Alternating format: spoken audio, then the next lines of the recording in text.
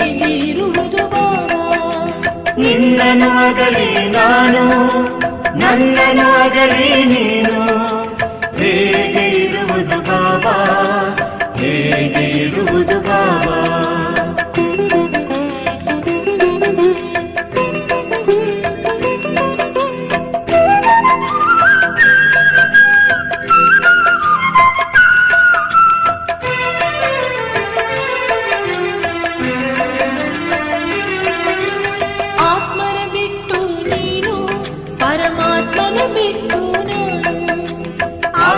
ಬಿಟ್ಟು ನೀನು, ಪರಮಾತ್ಮನ ಬಿಟ್ಟು ನಾನು, ನಿನ್ನನ್ನು ಬಿಟ್ಟು ನಾನು, ಹೇಗೆ ಇರುವುದು ಬಾಬಾ, ಹೇಗೆ ಇರುವುದು ಬಾಬಾ.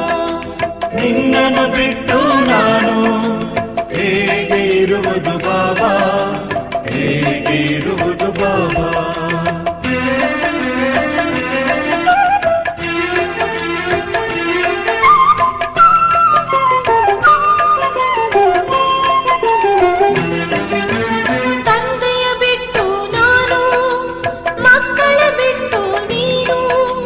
ತಂದೆಯ ಬಿಟ್ಟು ನಾನು, ಮಕ್ಕಳ ಬಿಟ್ಟು ನೀನು, ನಿನ್ನನ್ನು ಬಿಟ್ಟು ನಾನು, ಹೇಗೆ ಇರುವುದು ಬಾಬಾ, ಹೇಗೆ ಇರುವುದು ಬಾಬಾ. ನಿನ್ನನ್ನು ಬಿಟ್ಟು ನಾನು, ಹೇಗೆ ಇರುವುದು ಬಾಬಾ, ಹೇಗೆ ಇರುವುದು ಬಾಬಾ.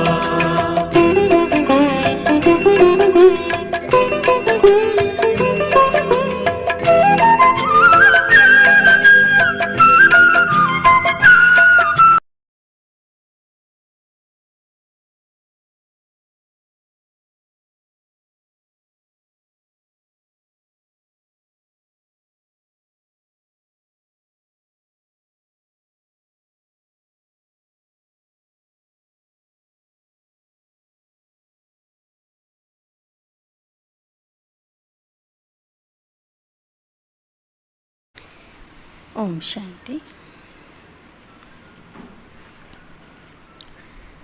स्नेह की शक्ति द्वारा सत्यता की प्रत्यक्षता।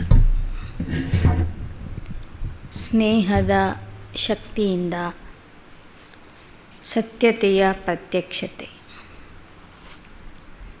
इस समय सभी की स्मृति में व नयनों में क्या है?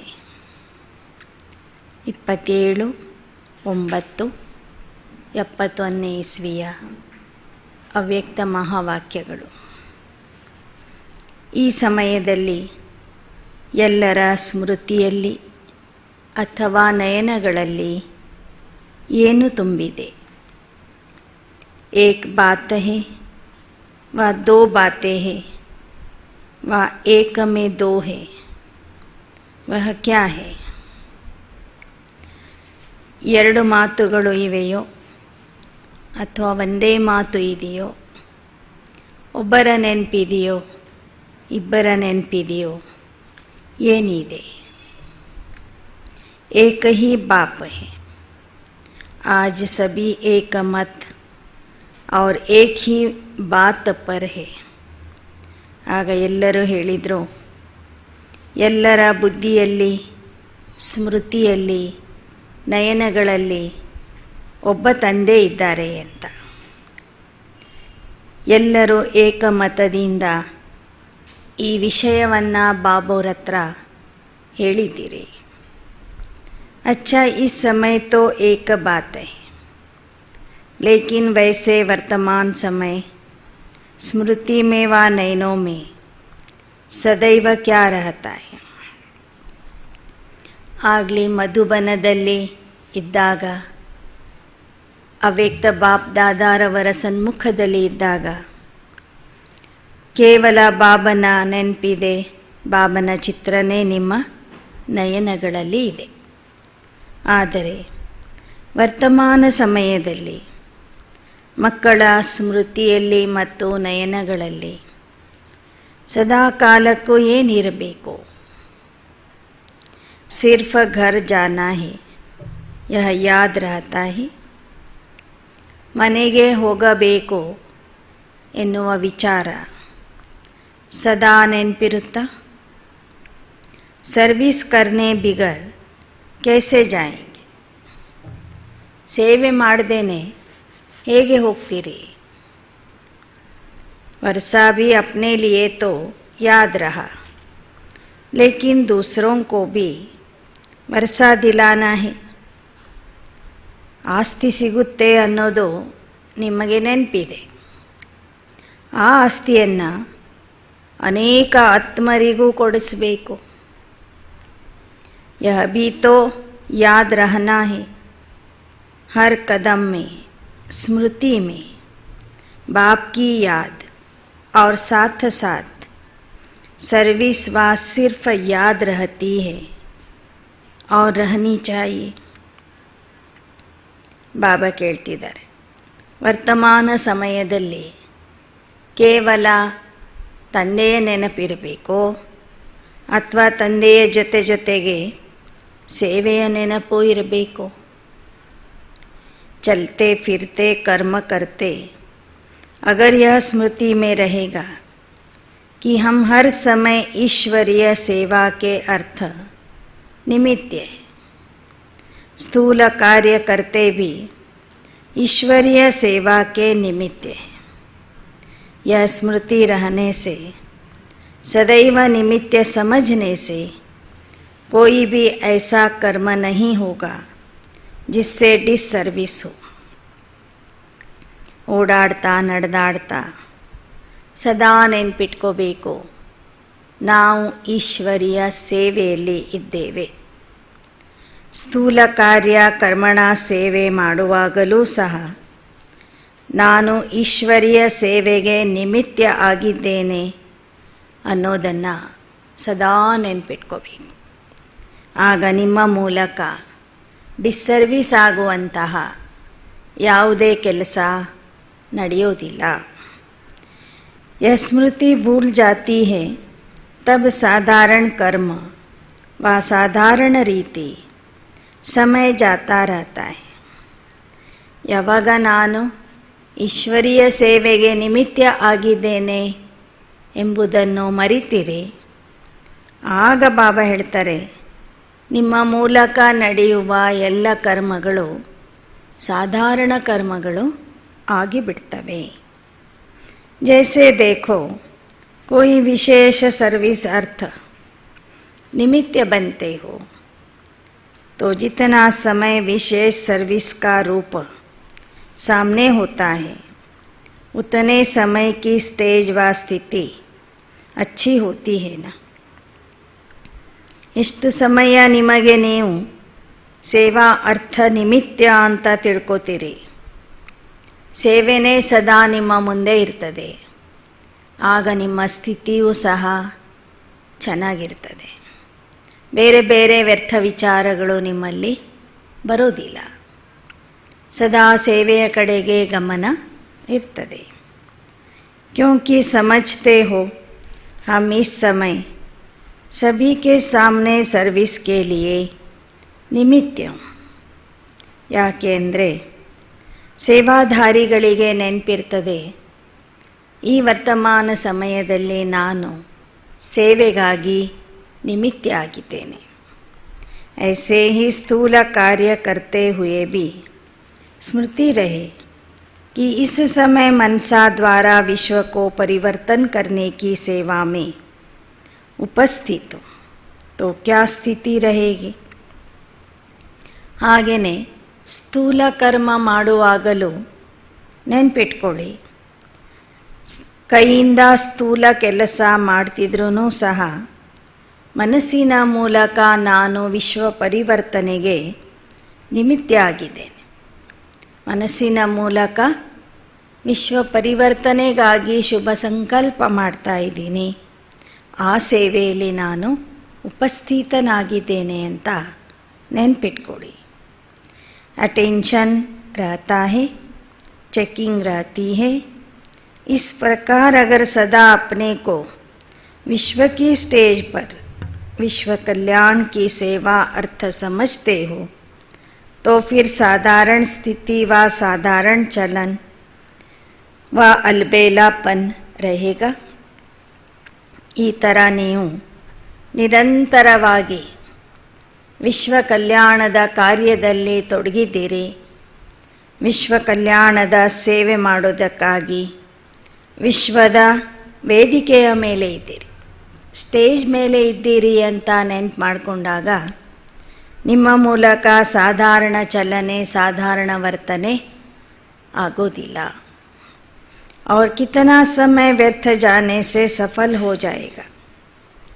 ಆಗ ನೀವು ಸಾಧಾರಣ ಕರ್ಮನೂ ಮಾಡೋದಿಲ್ಲ, ವ್ಯರ್ಥ ಕರ್ಮನೂ ಮಾಡೋದಿಲ್ಲ. ನಿಮ್ಮ ಸಮಯನೂ ಸಫಲ ಆಗಿಬಿಡ್ತದೆ.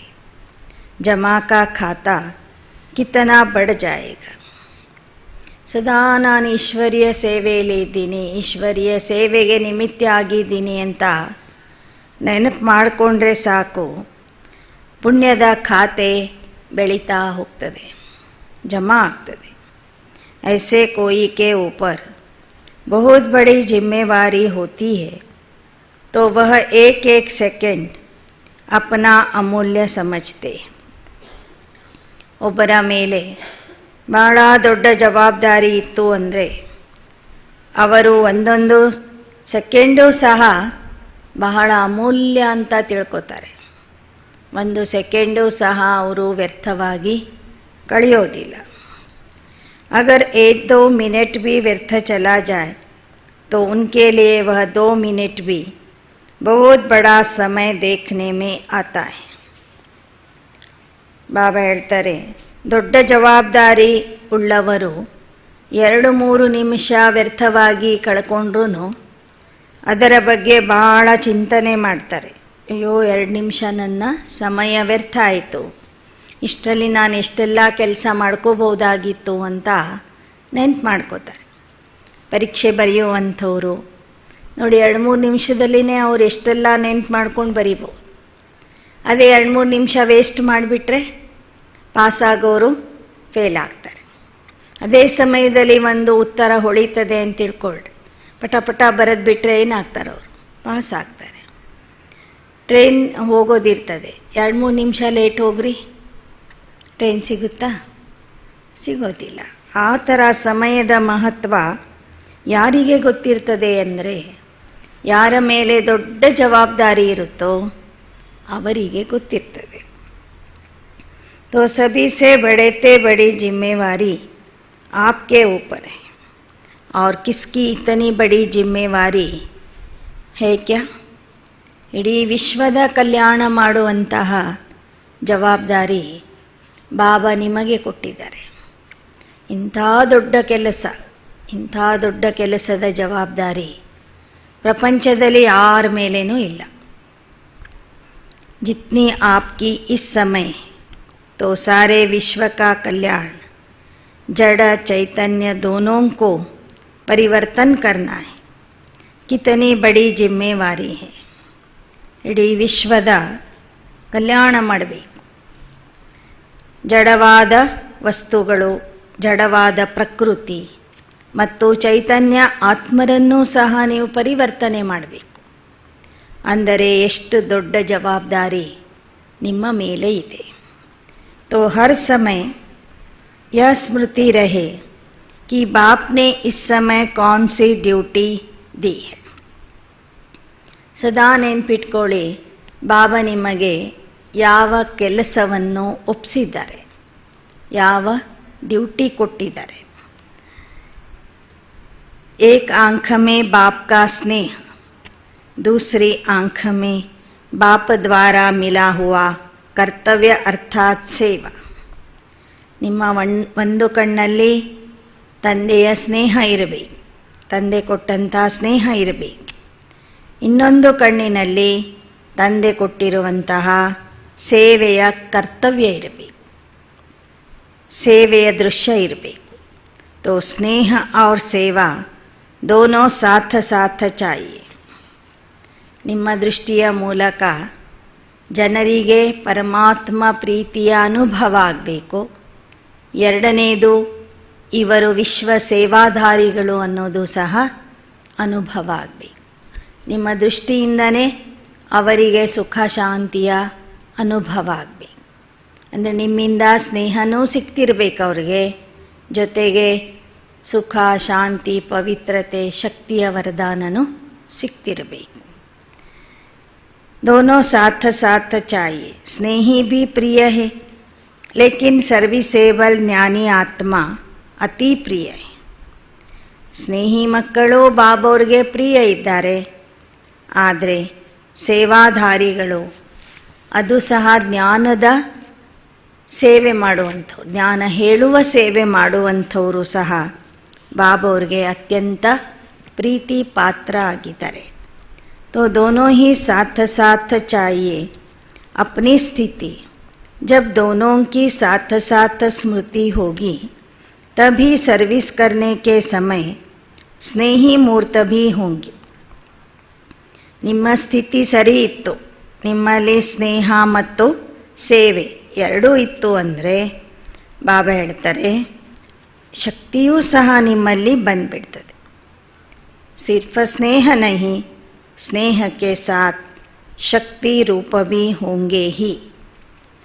तो लेकिन शक्ति रूप का प्रत्यक्ष रूप क्या दिखाई देगा? ಸ್ನೇಹ ಮತ್ತು ಸೇವೆಯ ಕರ್ತವ್ಯ ನೀವು ಮಾಡ್ತಾ ಇದ್ದರೆ ಅಲ್ಲಿ ಶಕ್ತಿಯ ಸ್ವರೂಪನೂ ಆಗಿಬಿಡ್ತೀರಿ. ಬಾಬಾ ನಿಮಗೆ ಶಕ್ತಿ ಕೊಡ್ತಾ ಹೋಗ್ತಾರೆ.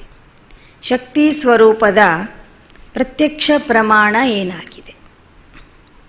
सर्विस की रिजल्ट में नंबर किस आधार पर होते? ನಿಮ್ಮಲ್ಲಿ ಶಕ್ತಿ ಇದೆ ಅಂದರೆ ಅದರ ಗುರುತೇನು? ನೀವು ಮಾಡುವ ಸೇವೆಯಲ್ಲಿ ನಿಮಗೆ ಸಫಲತೆಯ ಪ್ರಾಪ್ತಿಯಾಗ್ತದೆ, ಅದು ಶಕ್ತಿಯ ಪ್ರಮಾಣ ಆಗಿದೆ. ನೀವೇನೇ ಸೇವೆ ಮಾಡಿದ್ರೂ ಅದರಲ್ಲಿ ನಿಮಗೆ ನಂಬರ್ 1 ಪಾಸ್ ಆಗುವಂಥ ಶಕ್ತಿ ಬರ್ತದೆ. वाणी में जौहर भरा हुआ है, अर्थात स्नेह के साथ. शब्दों में ऐसा जौहर होना चाहिए जो उनके हृदय विदीर्ण हो जाए. ಬಾಬಾ ಹೇಳ್ತಾರೆ ನಿಮ್ಮ ವಾಚ ಅಥವಾ ಶಬ್ದಗಳ ಮೂಲಕ ಸೇವೆ ಮಾಡ್ತೀರಿ, ವಾಣಿಯ ಮೂಲಕ ಸೇವೆ ಮಾಡ್ತೀರಿ, ಜ್ಞಾನ ಹೇಳ್ತೀರಿ. ಆ ಜ್ಞಾನದಲ್ಲಿ ಯೋಗದ ತೀಕ್ಷ್ಣತೆ, ಯೋಗದ ಹರಿತ ತುಂಬಿರಬೇಕು, ಯೋಗದ ಶಕ್ತಿ ತುಂಬಿರಬೇಕು. ಆಗ ನೀವು ಬಿಡುವ ಜ್ಞಾನದ ಬಾಣ ಅನೇಕ ಆತ್ಮರ ಹೃದಯ ವಿದೀರ್ಣ ಮಾಡಿಬಿಡ್ತದೆ, ಅವ್ರ ಹೃದಯಕ್ಕೆ ಹೋಗಿ ಅದು ನಾಟ್ತದೆ. ಅಭಿ ತಕ್ ರಿಸಲ್ಟ್ ಕ್ಯಾ ಹೈ? ಯಾ ತೋ ಬಹುತ್ ಜೌಹರ್ ದಿಖಾತೆ ಹೋ व बहुत स्नेह दिखाते, या तो बिल्कुल ही हल्के रूप में बोलेंगे या बहुत जोश में बोलेंगे. ಈಗ ನಿಮ್ಮ ರಿಸಲ್ಟ್ ಏನಿದೆ? ಒಮ್ಮೊಮ್ಮೆ ನೀವು ಆವೇಶದಲ್ಲಿ ಬಂದು ಜೋರಾಗಿ ಜ್ಞಾನ ಹೇಳ್ತೀರಿ, ಒಮ್ಮೊಮ್ಮೆ ಒಳಗೇನಿದೆಯೋ ಇಲ್ಲೋ ಅನ್ನೋ ಥರ ಸೋ ಅಂತ ಜ್ಞಾನ ಹೇಳ್ತೀರಿ. ಎರಡೂ ಸರಿ ಅಲ್ಲ ಅಂತಾರೆ ಬಾಬಾ. ಒಮ್ಮೊಮ್ಮೆ ಭಾಳ ಪ್ರೀತಿ ತೋರಿಸ್ತೀರಿ, ಒಮ್ಮೊಮ್ಮೆ ಭಾಳ ಸಿಟ್ಟಿನಿಂದ ಆವೇಶದಿಂದ ಜ್ಞಾನ ಹೇಳ್ತೀರಿ. ಯಾ ತೋ ಬಿಲ್ಕುಲ್ ಹಲ್ಕೆ ರೂಪ್ ಮೇ ಬೋಲೆಂಗೆ ಯಾ ಬಹುತ್ ಜೋಶ್ ಮೇ ಬೋಲೆಂಗೆ. ಲೇಕಿನ್ ಹೋನಾ ಕ್ಯಾ ಚಾಹಿಯೆ? ಒಮ್ಮೊಮ್ಮೆ ನೀವು ಬಹಳ ಆವೇಶದಲ್ಲಿ ಬಂದು ಮಾತಾಡ್ತೀರಿ, ಒಮ್ಮೊಮ್ಮೆ ಬಹಳ ನಿಧಾನಕ್ಕೆ ಮಾತಾಡ್ತೀರಿ. ಆದರೆ ವಾಸ್ತವಿಕವಾಗಿ ಜ್ಞಾನ ಹೇಳುವಾಗ ಹೇಗೆ ಹೇಳಬೇಕು ನೀವು? ಏಕ್ ಏಕ್ ಶಬ್ದ ಮೇ ಸ್ನೇಹ ಕಿ ರೇಖಾಯಿ ಹೋನಿ ಚಾಹಿಯೆ. ಒಂದೊಂದು ಶಬ್ದದಲ್ಲಿಯೂ ಸಹ ಸ್ನೇಹದ ಶಕ್ತಿ ಅಡಗಿರಬೇಕು. ಫಿರ್ ಭಲೆ ಕೈಸೆ ಭಿ ಕಡವೆ ಶಬ್ದ ಬೋಲೆಂಗೆ ತೋ ಹೃದಯ ಮೇ ಲಗೆಂಗೆ ಜರು. ನೀವು ಸ್ನೇಹದಿಂದ ಸ್ವಲ್ಪ ಕಹಿಯಾದ ಮಾತುಗಳನ್ನು ಹೇಳಿದ್ರೂ ಅವರಿಗೆ, ಕಠೋರವಾದ ಮಾತುಗಳನ್ನು ಸ್ನೇಹ ಪ್ರೀತಿಯಿಂದ ಹೇಳಿದರೆ ಅದು ಅವರ ಹೃದಯಕ್ಕೆ ನಾಟ್ತದೆ. ಲೇಕಿನ್ ವಹ ಶಬ್ದ ಕಡವೆ ನಹಿ ಲಗೆಂಗೆ ಯಥಾರ್ಥ ಲಗೆಂಗೆ. ನೀವು ಸ್ವಲ್ಪ ಶಿಸ್ತಿನಿಂದ ಸ್ಟ್ರಿಕ್ಟಾಗಿ ಹೇಳಿದ್ರೂ ಸಹ ಪ್ರೀತಿಯಿಂದ ಹೇಳಿದರೆ ಕೇಳೋರಿಗೆ ಏನನ್ಸುತ್ತೆ, ಇವ್ರು ಸ್ವಲ್ಪ ಕಠೋರವಾಗಿ ಮಾತಾಡಿದ್ರೂ ಇವ್ರು ಹೇಳುವ ಮಾತಿನಲ್ಲಿ ಒಳ್ಳೆಯ ಉದ್ದೇಶ ಇದೆ, ಒಂದು ಅರ್ಥ ಇದೆ, ನಮ್ಮ ಕಲ್ಯಾಣಕ್ಕಾಗಿ ಇವ್ರು ಹೇಳ್ತಿದ್ದಾರೆ ಅಂತ ಆ ಮಾತುಗಳು ಕೇಳುವಂಥವರ ಹೃದಯಕ್ಕೆ ನಾಟ್ತದೆ. ಸ್ನೇಹ ಬಿಟ್ಟು ಬರೇ ಕ್ರೋಧದಿಂದ ನೀವು ಮಾತಾಡಿದರೆ ಅದರಲ್ಲಿ ಪ್ರೀತಿ ಸ್ನೇಹ ಇರೋದಿಲ್ಲ. ಕ್ರೋಧದಿಂದ ಹೇಳಿದ್ದನ್ನು ಯಾರೂ ಕೇಳೋದಿಲ್ಲ, ಒಪ್ಕೊಳ್ಳೋದಿಲ್ಲ. ಅದಕ್ಕೆ ನೀವು ಹೇಳೋ ನಿಯಮಗಳನ್ನು ಹೇಳ್ರಿ, ಸ್ಟ್ರಿಕ್ಟಾಗಿಯೇ ಹೇಳ್ರಿ, ಆದರೆ ಪ್ರೀತಿಯಿಂದ ಹೇಳ್ರಿ ಅಂತ ಭಾವ ಹೇಳಿ. ಸತ್ಯ ಹೇಳಬೇಕು, ನಿಯಮಗಳನ್ನು ಕಲಿಸಬೇಕು, ಆದರೆ ಆ ನಿಯಮಗಳನ್ನು ಪ್ರೀತಿಯಿಂದ ಕಲಿಸ್ರಿ ಅಂತ ಹೇಳ್ತಾರೆ ಬಾಬಾ. ನಿಮಗೊಂದು ಕತೆ ಗೊತ್ತಿರಬೇಕು.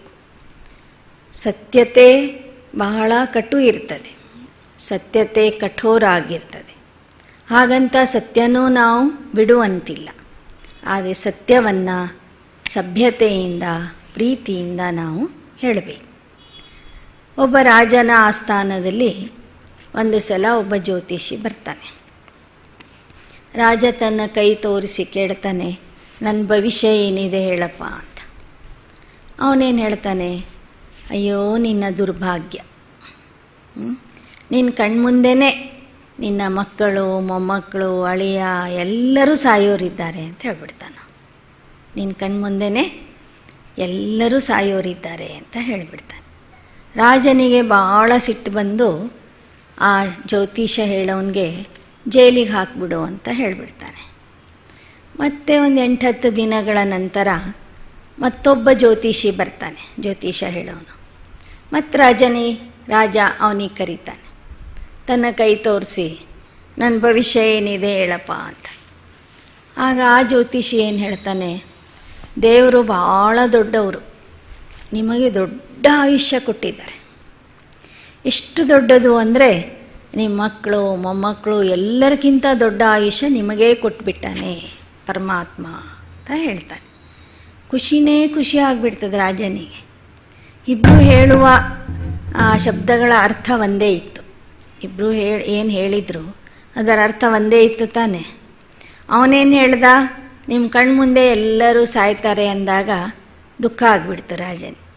ಎಲ್ಲರಿಗಿಂತ ದೊಡ್ಡ ಆಯುಷ್ಯ ಭಗವಂತ ನಿಮಗೆ ಕೊಟ್ಟಾನೆ ಅಂದರೆ ಖುಷಿ ಆಗಿಬಿಡ್ತು. ಸ್ವಲ್ಪ ಕೆಲವು ರಾಜರು ಪೆದ್ರೇ ಇರ್ತಿದ್ವು ಅಲ್ವಾ, ತಕ್ಷಣ ಅರ್ಥ ಆಗ್ತಿರ್ಲಿಲ್ಲ ಅವ್ರಿಗೇನು. ಖುಷಿ ಆಗಿಬಿಡ್ತು, ನನಗೆ ದೊಡ್ಡ ಆಯುಷ್ಯ ಕೊಟ್ಟಾನೆ ಪರಮಾತ್ಮ. ಖುಷಿಯಾಗಿ ನಿನಗೇನು ಬಹುಮಾನ ಕೊಡಬೇಕು. ಆಗ ಆ ಜ್ಯೋತಿಷಿ ಹೇಳ್ತಾನೆ, ನನ್ನ ಸ್ನೇಹಿತನಿಗೆ ಜೈಲಲ್ಲಿ ಹಾಕಿದೆಯಲ್ಲ ಅವನಿಗೆ ಬಿಟ್ಬಿಡು ಅಂತ ಹೇಳ್ತಾನೆ. ಆ ಜ್ಯೋತಿಷಿಗೂ ಬಿಡ್ತಾರೆ. ಇವರಿಬ್ಬರು ಆ ಊರು ಬಿಟ್ಟು ಹೊರಗೆ ಹೋಗುವಾಗ ಇವನು ಹೇಳ್ತಾನೆ ಅವನಿಗೆ, ನೀನು ಹೇಳಿದ್ದು ಸತ್ಯನೇ ಇತ್ತು, ಅದೇ ಸತ್ಯ ನಾನು ಹೇಳಿದ್ದೀನಿ, ಆದರೆ ಶಬ್ದಗಳು ಮಾತ್ರ ಬೇರೆ. ನಾನು ಪ್ರೀತಿಯಿಂದ ಯುಕ್ತಿಯಿಂದ ಹೇಳಿದ್ದೆ, ರಾಜನಿಗೆ ಖುಷಿ ಆಗಿಬಿಡು. ನೀನು ಹೋಗ್ತಿದ್ದಂಗೆ ನಿಮ್ಮವರೆಲ್ಲರೂ ಸಾಯ್ತಾರಂತ ಹೇಳಿಬಿಟ್ರೆ ಯಾರಿಗಾದರೆ ಏನಾಗ್ತದೆ, ಸಿಟ್ಟು ಬರ್ತದೆ, ದುಃಖ ಆಗ್ತದೆ. ನೀನು ಇನ್ನು ಮುಂದೆ ಆ ಥರ ಮಾತಾಡಬೇಡ ಅಂತ ಅವನು ತನ್ನ ಸ್ನೇಹಿತನಿಗೆ ಹೇಳ್ತಾನೆ. ಹೀಗೆ ಬಾಬಾನೂ ಹೇಳ್ತಾರೆ, ನಮ್ಮ ಜ್ಞಾನ ಸ್ವಲ್ಪ ಕಠೋರವಾಗಿದೆ. ಪರಮಾತ್ಮ ಸರ್ವವ್ಯಾಪಿ ಅಲ್ಲ ಅಂದರೆ ಕೆಲವ್ರಿಗೆ ಶಾಕ್ ಆಗಿಬಿಡ್ತು. ಗೀತೆಯ ಭಗವಂತ ಕೃಷ್ಣ ಅಲ್ಲ ಶಿವ ಅಂದರೆ ವೈಷ್ಣವರಿಗೆ ಹಾರ್ಟ್ ಅಟ್ಯಾಕೇ ಬಂದುಬಿಡ್ತದೆ. ಅದನ್ನು ನೀವೇನು ಮಾಡಬೇಕು, ಬಹಳ ಯುಕ್ತಿಯಿಂದ ಹೇಳಬೇಕು, ಪ್ರೀತಿಯಿಂದ ಹೇಳಬೇಕು. ಬರ್ತಿದ್ದಂಗೆ ನೀವೆಲ್ಲ ರಾವಣನ ಮಕ್ಕಳು, ನಾವಷ್ಟೇ ರಾಮನ ಮಕ್ಕಳು ಅಂತ ಮನೆಗೆ ಹೋಗಿ ಹೇಳಿದರೆ ಏನಂತಾರವರು, ನೀನು ಅಲ್ಲೇ ಇದ್ಬಿಡು ಅಂತಾರೆ. ನೀನು ಯಾಕೆ ಬಂದೆ ಹಂಗಾದ್ರೆ ರಾವಣನ ಮನೆಗೆ? ಅದಕ್ಕೆ ಶಬ್ದಗಳನ್ನು ನಾವು ಮಾತಾಡುವಾಗ ಬಹಳ ಪ್ರೀತಿಯಿಂದ ಯುಕ್ತಿಯಿಂದ ಮಾತಾಡಬೇಕು. अभी अगर शब्द तेज बोलते हैं तो रूप में भी तेजी का भाव दिखाई देता है, जिससे कई लोग यह कहते कि आप लोगों में अभिमान है व अपमान करते हो.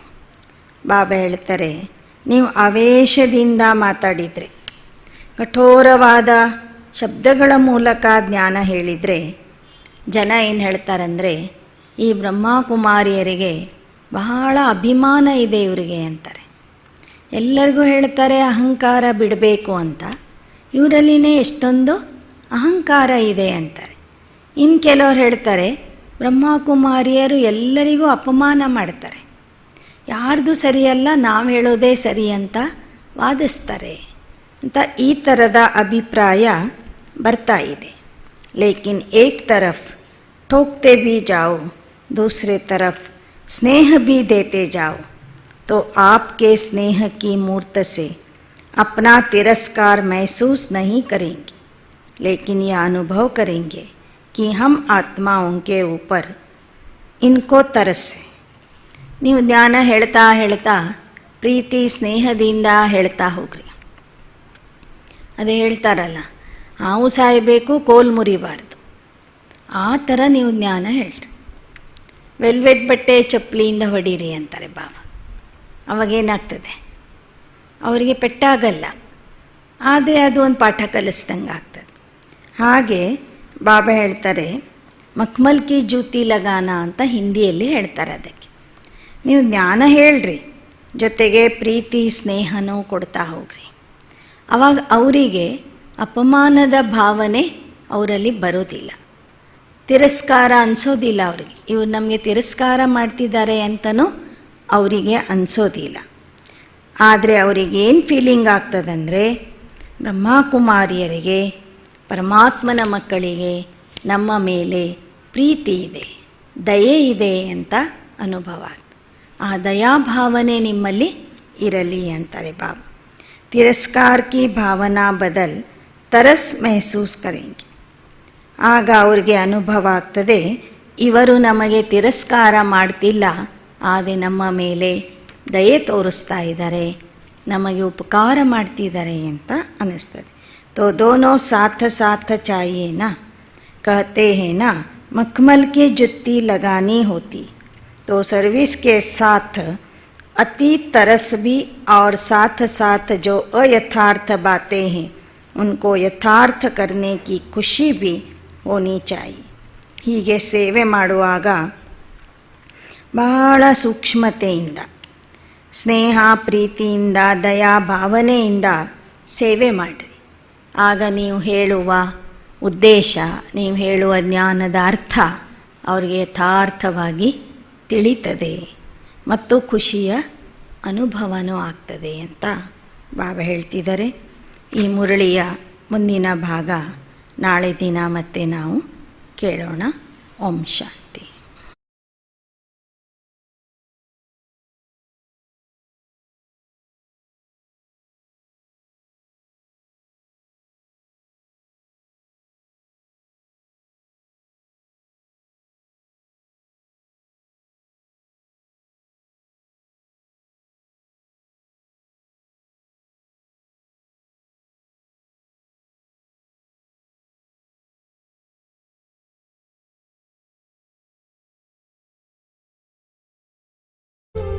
ಶಿವ ಬಾಬಾ, ನನಗೆ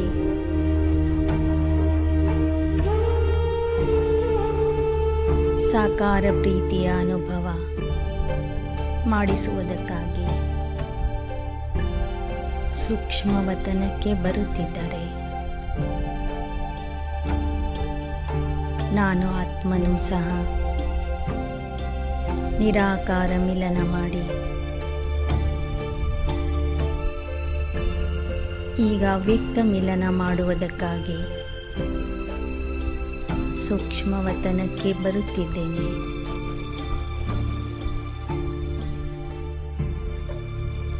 ಸೂಕ್ಷ್ಮವತನಕ್ಕೆ ಬರುತ್ತಿದ್ದಂತೆ ನನಗೆ ಸುಂದರವಾದ ಮಿಣಗುವ ದೇಹ ಸಿಕ್ಕಿದೆ. ನಾನು ಫರಿಷ್ಠಾ ರೂಪಧಾರಿ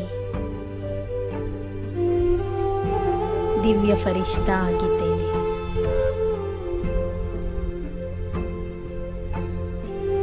ಬೆಳಕಿನ ದೇಹದ ಮೂಲಕ ಸಂಪೂರ್ಣ ಫರಿಷ್ಠಾ ರೂಪದಲ್ಲಿರುವ ಬ್ರಹ್ಮ ತಂದೆಯ ಸನ್ಮುಖದಲ್ಲಿ ನಾನು ಉಪಸ್ಥಿತನಾಗಿದ್ದೇನೆ. ಬ್ರಹ್ಮ ತಂದೆಯ ಮೂಲಕ ಅಲೌಕಿಕ ಪ್ರೀತಿಯನ್ನು, ಪವಿತ್ರ ಪ್ರೀತಿಯನ್ನು, ಆತ್ಮಿಕ ಪ್ರೀತಿಯನ್ನು ಕೊಡುವುದಕ್ಕಾಗಿ ಆ ನನ್ನ ನಿರಾಕಾರ ಸಾಜನ್ ಶಿವ್ ಬಾಬಾ ಬ್ರಹ್ಮಾರವರ ಮಸ್ತಕದಲ್ಲಿ ಬಂದು ಕುಳಿತಿದ್ದಾರೆ. ಬಾಪದಾದ ಸಂಯುಕ್ತ ರೂಪದಲ್ಲಿದ್ದು ನನಗೆ ತಮ್ಮ ಎರಡೂ ಬಾಹುಗಳಿಂದ ಆಹ್ವಾನಿಸುತ್ತಿದ್ದಾರೆ.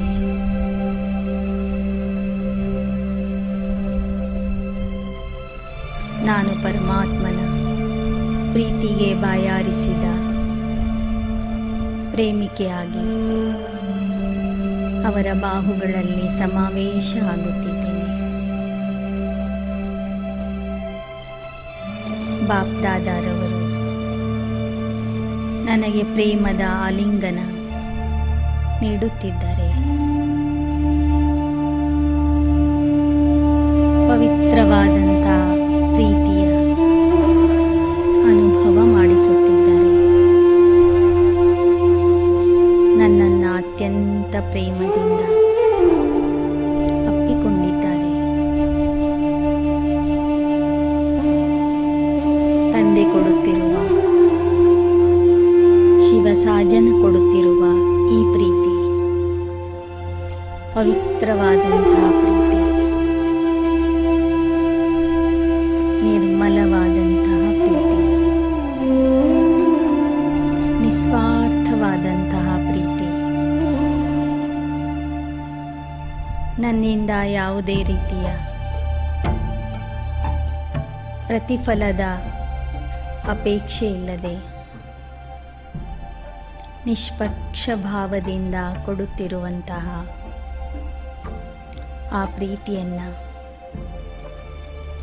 ಬಾಪ್ದಾದಾರವರ ಹಸ್ತಗಳ ಮೂಲಕ, ಆಲಿಂಗನದ ಮೂಲಕ ನಾನು ಅನುಭವಿಸುತ್ತಿದ್ದೇನೆ.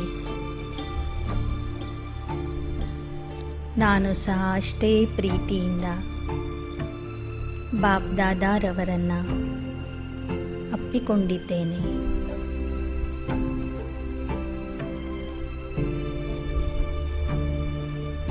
ಲೌಕಿಕದಲ್ಲಿ ಎಲ್ಲರೂ ಒಂದು ಮಾತನ್ನು ಹೇಳುತ್ತಿದ್ದರು, ಪತಿಯೇ ಪರಮೇಶ್ವರ ಅಂಥೇಳಿ. ಆದರೆ ಸಂಗಮ ಯುಗದಲ್ಲಿ ಕಾಲಕ್ಕೆ ವಶ ಆಗದೇ ಇರುವಂತಹ ಅವಿನಾಶಿ ಪತಿ ಪರಮೇಶ್ವರನೇ ನನಗೆ ಪತಿಯ ರೂಪದಲ್ಲಿ ಸಿಕ್ಕಿದ್ದಾರೆ. ಎಂದೂ ಸಾಯದೇ ಇರುವಂತಹ ಗಂಡ ನನಗೆ ಸಿಕ್ಕಿದ್ದಾರೆ. ನನ್ನನ್ನು ಸಹ ಅಮರ ಆತ್ಮದ ಜ್ಞಾನ ನೀಡಿ, ಅಮರ ಕಥೆಯನ್ನು ಹೇಳಿ ಅಮರ ಲೋಕಕ್ಕೆ ಕರೆದುಕೊಂಡು ಹೋಗುತ್ತಿದ್ದಾರೆ. ಈಗ ಬಾಪ್ದಾದಾರವರು ನನ್ನ ಮುಖವನ್ನು ನೋಡುತ್ತಾ ಶಕ್ತಿಶಾಲಿ ದೃಷ್ಟಿಯನ್ನು ಕೊಡುತ್ತಿದ್ದಾರೆ. ನನಗೆ ಸದಾ ಸೌಭಾಗ್ಯವತಿಯ ತಿಲಕ ಇಡುತ್ತಿದ್ದಾರೆ. ಸದಾ ಸೌಭಾಗ್ಯವತಿ ಭವ ಎಂಬ ವರದಾನ ಕೊಡುತ್ತಿದ್ದಾರೆ. ಇಂತಹ ಪತಿಯ ಕೈಯನ್ನು ನಾನು ಎಂದೆಂದೂ ಬಿಡುವುದಿಲ್ಲ.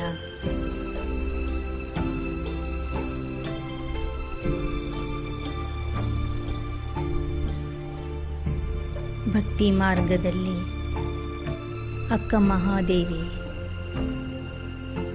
ಸರ್ವಸ್ವ ತ್ಯಾಗವನ್ನು ಮಾಡಿ ಯಾರನ್ನ ಹುಡುಕಿಕೊಂಡು ಹೋಗಿದ್ದಳು. ಆ ಸತ್ಯ ಮಲ್ಲಿಕಾರ್ಜುನ, ಸತ್ಯ ಶಿವ ನನಗೆ ಸಿಕ್ಕಿದ್ದಾರೆ.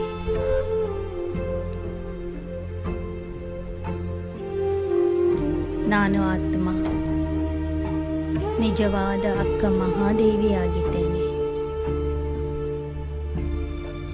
ಪತಿವ್ರತ ಸೀತೆ ಆಗಿದ್ದೇನೆ. ಶಿವನನ್ನ ಪ್ರೀತಿಸುವಂತಹ ಪಾರ್ವತಿಯಾಗಿದ್ದೇನೆ. ಆ ಪ್ರಿಯತಮನ ಪರಮೇಶ್ವರ ಪತಿಯ ಕೈಯನ್ನು ಹಿಡಿದು ವಚನ ಕೊಡಿ.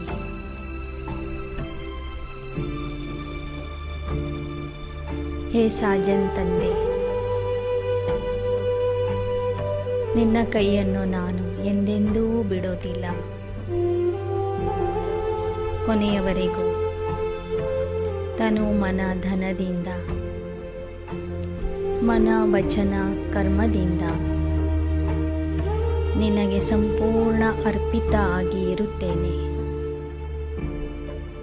ಸಂಪೂರ್ಣ ಬಲಿಯಾಗುತ್ತೇನೆ.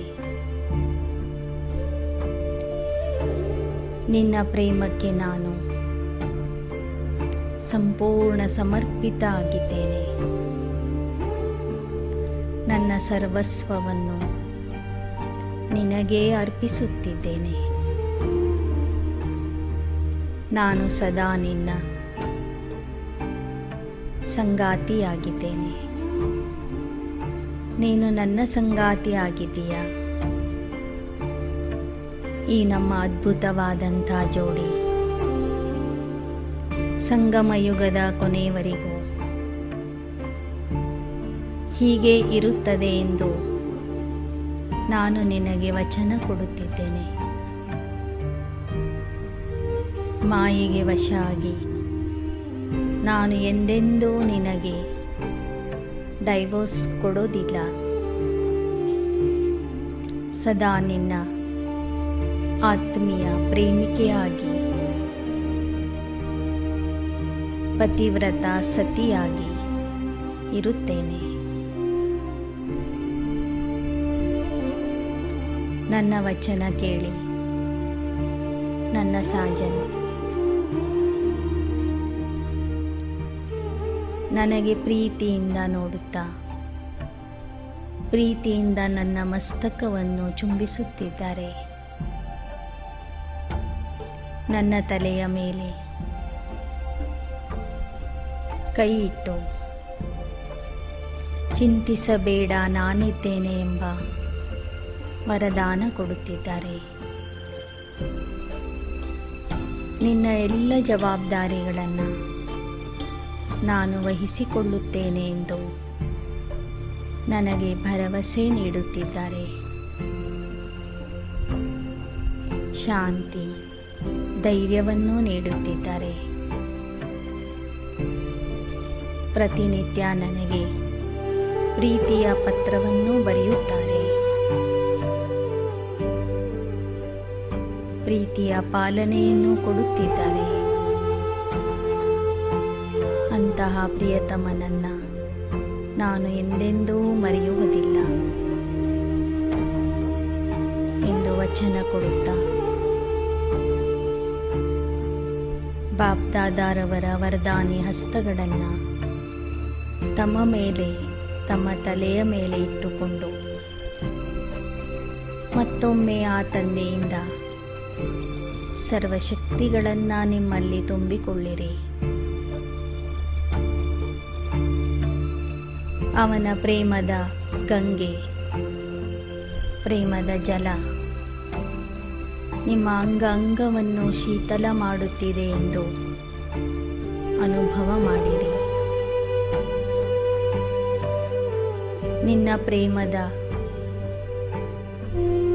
ಪಾಲನೆಯಿಂದ ನನ್ನ ಭಾವ ಸ್ವಭಾವ ಪರಿವರ್ತನೆ ಆಗುತ್ತಿದೆ. ನಾನು ಸಹ ನಿನ್ನಂತೆ ಮಾಸ್ಟರ್ ಪ್ರೇಮ ಸಾಗರ ಆಗಿ ಎಲ್ಲರಿಗೂ ಆತ್ಮಿಕ ಪ್ರೀತಿಯ, ಪವಿತ್ರ ಪ್ರೀತಿಯ, ನಿಸ್ವಾರ್ಥ ಪ್ರೀತಿಯ ಪಾಲನೆ ಕೊಡುತ್ತೇನೆಂದು ಆ ಪ್ರಿಯತಮನಿಗೆ ಹೇಳಿರಿ. ನನ್ನ ಸ್ವಭಾವದಲ್ಲಿ ಪರಿವರ್ತನೆ ಬಂದಿದೆ, ಸಂಸ್ಕಾರದಲ್ಲಿ ಪರಿವರ್ತನೆ ಆಗಿದೆ ಎಂದು ಅನುಭವ ಮಾಡಿರಿ. ಈ ಅನುಭವದಲ್ಲಿಯೇ ಇದ್ದು ಮತ್ತೊಮ್ಮೆ ಇಲ್ಲಿಯ ತನಕ ಕೇಳಿದ ಎಲ್ಲ ವಿಚಾರಗಳನ್ನು ಮನನ ಮಾಡುತ್ತಾ ಆ ಪ್ರಿಯತಮನ ಪ್ರೀತಿಯನ್ನು ಅನುಭವ ಮಾಡೋಣ. ಓಂ ಶಾಂತಿ ಶಾಂತಿ ಶಾಂತಿ.